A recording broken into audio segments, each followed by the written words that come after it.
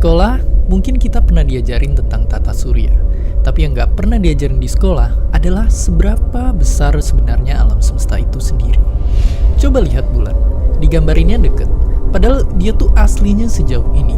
Jaraknya itu bisa muat kurang lebih sampai 30 bumi kalau dijejer. Dan itu baru bulan. Gimana yang jauh-jauh kayak planet lain atau galaksi lain? Makanya siap-siap, kita bakalan mulai perjalanan mengungkap seberapa besar alam semesta ini.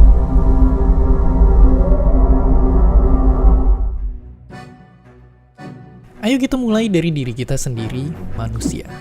Dibandingkan dengan bumi, manusia itu kecil banget. Andaikan manusia itu sekecil semut, bumi itu panjangnya lebih dari 127.000 lapangan sepak bola kalau dijejer. Ya, bumi itu gede banget. Tapi tentunya belum apa-apa jika dibandingkan dengan jarak ke bulan.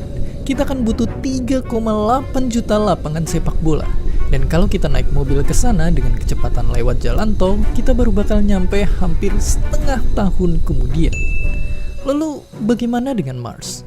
Banyak orang-orang hebat dan kaya merencanakan untuk pergi ke sana. Balik lagi, jika kita semut, jarak ke Mars itu akan sepanjang 2,2 miliar lapangan sepak bola. Dan kalau naik mobil bakal butuh 2,5 abad lebih buat sampai ke sana. Atau butuh rata-rata 8 generasi, atau nunggu cicit kalian punya cicit, lalu cicit dari cicit kalian itu punya anak. Barulah anak dari cicit-cicit kalian bisa sampai ke Mars dengan naik mobil.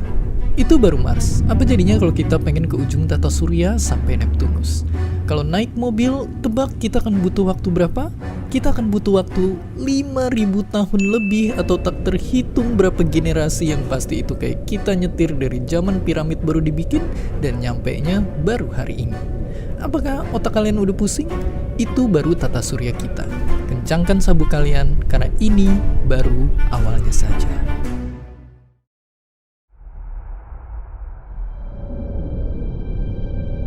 Menembus keluar dari tata surya kita, yang mengejutkan adalah kita akan bertemu dengan pesawat antariksa Voyager, objek manusia paling jauh yang saat ini ada di luar angkasa.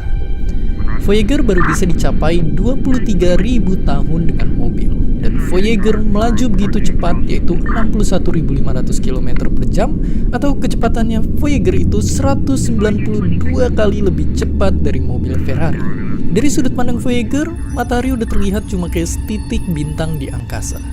Tapi meskipun setitik, kekuatan matahari masih bisa menarik jutaan komet dan benda langit lainnya untuk membentuk wilayah yang dinamakan Earth Cloud. Dengan kecepatan Voyager yang gila, sejarahnya dia berhasil keluar dari tata surya kita dalam waktu 35 tahun.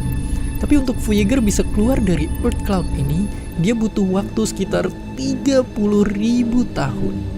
Namun, Earth Cloud ternyata hanyalah satu bagian dari wilayah yang bernama Local Interstellar Cloud. Di sini kita udah nggak masuk akal pakai satuan kilometer karena udah gila banget.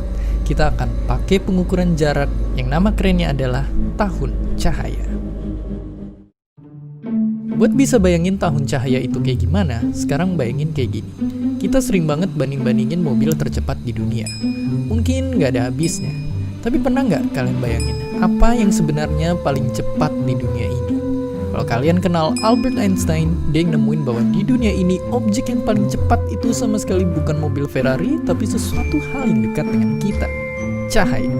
Nggak ada yang lebih cepat lagi dari cahaya.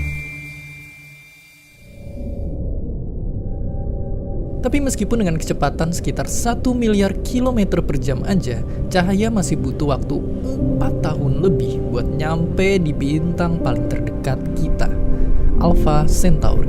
Dan butuh waktu 30 tahun bagi objek tercepat di alam semesta ini untuk bisa nyampe dari ujung ke ujung. Dan pastinya nggak berhenti di situ. Kalau kita zoom out lagi, kita bisa ngelihat keseluruhan dari galaksi kita berada. Galaksi Bima Sakti atau Milky Way. Kira-kira ada sekitar 100 miliar sampai 400 miliar bintang kayak matahari, dan sekitar 800 miliar sampai 3,2 triliun planet di galaksi kita ini. Yang mengerikan adalah mungkin di sini terlihat penuh dengan bintang. Namun tahukah kalian ada jutaan bahkan mungkin miliaran planet yang hidup di kegelapan? Planet tanpa bintang yang hanya mengambang di luar angkasa. Di dalamnya ada bumi kita, yang diterangi matahari kurang lebih di sebelah sini. Dan kira-kira dari bumi, bintang yang bisa kita lihat pakai mata telanjang itu cuma sebesar ini. Ya, jarak pandang kita cuma sebesar ini. Tapi, ayo menghela nafas, karena ternyata galaksi kita yang super raksasa dengan triliunan planet dan bintang hanyalah satu dari 54 galaksi berbeda yang ada di lokal group. Dan ayo sekali lagi menghela nafas, karena lokal group sendiri hanyalah bagian yang sangat mungil dari Virgo Supercluster. Di sini ada lebih dari 2000 galaksi kayak galaksi kita yang masing-masing ada isi bintang dan planetnya yang udah gak kehitung berapa triliun-triliun, yang pastinya angka nolnya udah ngalahin inflasi rupiah. Tapi selama kalian masih nonton video ini, jangan berhenti menghela nafas, karena Virgo Supercluster sendiri ternyata hanyalah bagian sangat kecil dari Laniakea Supercluster. Pada skala ini, tiap titik kecil yang kita lihat adalah galaksi. Ini adalah wilayah angkasa yang isinya ada lebih dari 100.000 galaksi kayak kita di dalamnya. Lalu apakah kita udah sampai akhir? Dan bisa ditebak jawabannya sama sekali enggak. Karena supercluster kita ini ternyata hanyalah bagian yang bukan lagi kecil, bukan lagi mungil, tapi benar-benar udah kayak debu di observable universe atau wilayah alam semesta yang bisa kita amati. Disinilah rumah dari lebih 2 triliun galaksi yang tak terhitung berapa banyak bintang dan planet di dalamnya, dan menjadi ujung batas pengetahuan kita manusia tentang besarnya alam semesta untuk sekarang. Di luar ini tentunya masih ada lagi, hingga sekarang masih menjadi misteri, karena kita hanya bisa melihat bagian ini dari alam semesta. Yang kita tahu sekarang lewat fisika, alam semesta di luar pengamatan kita sedang bertumbuh terus, lebih cepat dari kecepatan cahaya. Banyak dari ilmuwan menduga bahwa bahkan semesta kita ini hanyalah satu bagian dari miliaran semesta-semesta besar lainnya, yang saat ini ujungnya masih menjadi satu misteri besar yang belum terpecahkan. Mungkin video ini pada akhirnya bukan mengajarkan seberapa besar alam semesta, tapi justru mengajarkan seberapa kecilnya kita di alam semesta ini. Tapi janganlah langsung merasa hidup kalian tak ada artinya. Justru kita, spesies kecil yang hidup di planet biru ini, berani berpikir besar. Sebesar alam semesta menembus batas pengetahuan kita.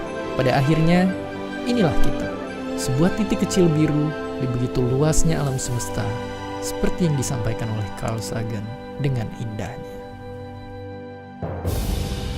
From this distant vantage point, the Earth might not seem of any particular interest. But for us, it's different. Consider again that dot. That's here. That's home. That's us.